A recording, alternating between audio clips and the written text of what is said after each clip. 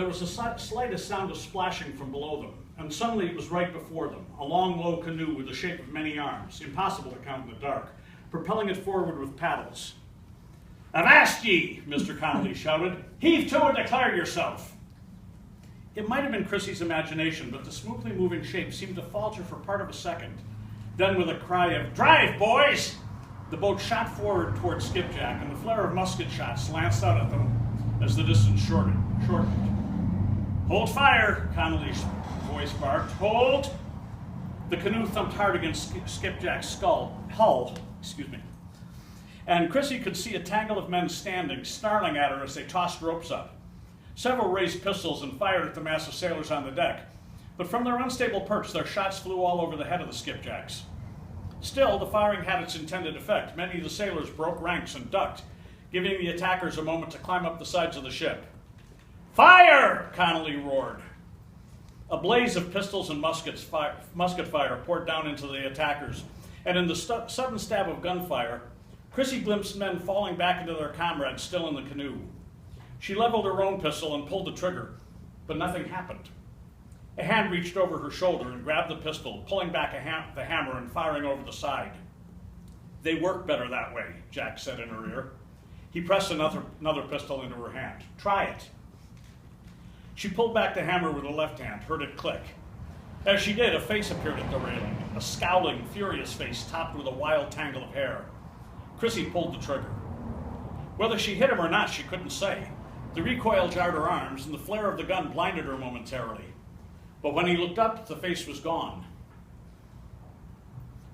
When she looked up, the face was gone, sorry. A second round of pistols was passed around, and more Skipjack sailors were crowding the deck, eager for their chance.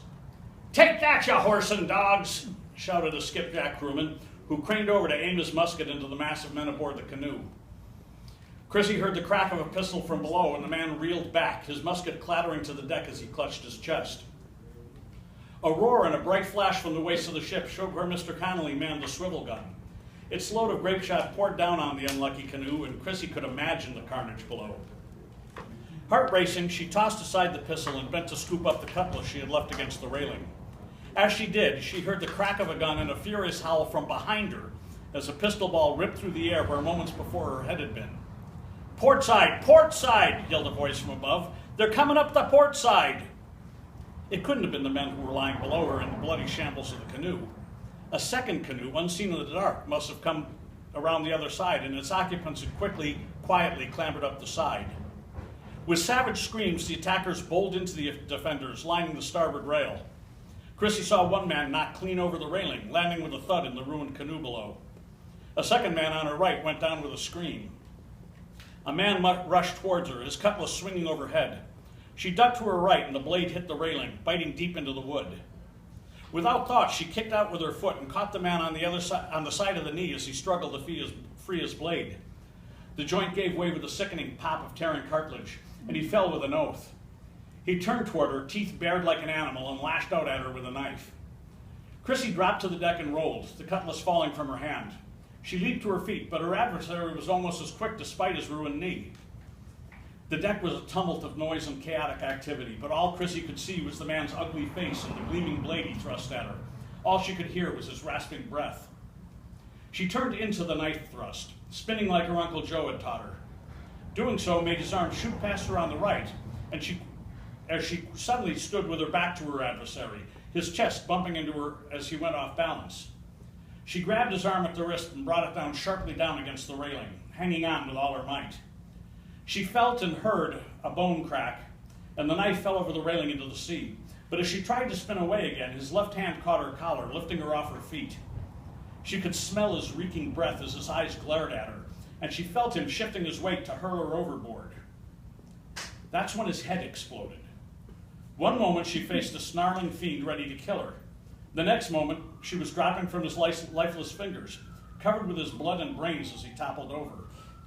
Staring up at the spot where he had been, she had the briefest impression of Jack Farmer tossing aside a smoking pistol, then wheeling around with his cutlass and plunging into the fray.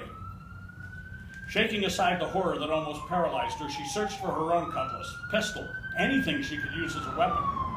Nothing came to her sight but the pirate's cutlass still lodged in the railing. Throwing her weight against it, she felt it budge, then break free. And then the police came. It was heavier than the one handed to her earlier, but felt more solid. She hefted it. It felt good in her hand. Skipjacks! Skipjacks! Mr. Connolly's voice bellowed like a bull. On them, boys! The pirates had tried to take them from both sides, and if they'd succeeded, they'd have made short work of the merchant's crew.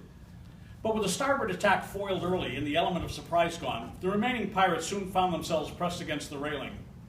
They took no quarter, and they received none.